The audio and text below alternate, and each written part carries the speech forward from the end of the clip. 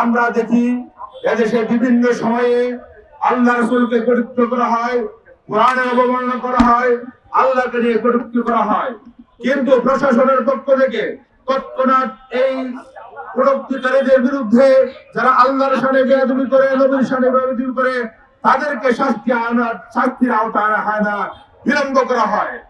আর যখন বিলম্ব করা হয়, সাধারণ মানুষ বিক্ষুব্ধ হয়ে রাস্তা নামে, তখন এক প্রশাসনের পক্ষ থেকে কিছু লোক এবং আমাদের কিছু বুদ্ধিজীবী, বুদ্ধি প্রতিবন্ধীরা যারা রাস্তায় নেমে আসে, তাদের বিরুদ্ধে কথা বলতে শুরু করে।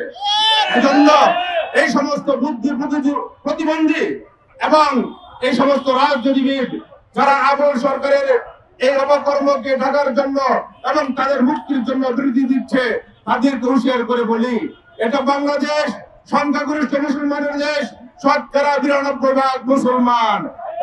এখানে আল্লাহকে নিয়ে কটূক্তি করবে, আল্লাহ রাসূলকে নিয়ে কটূক্তি করবে, আমরা চুপচাপ বসে থাকবো, এটা কখনো হতে পারে না।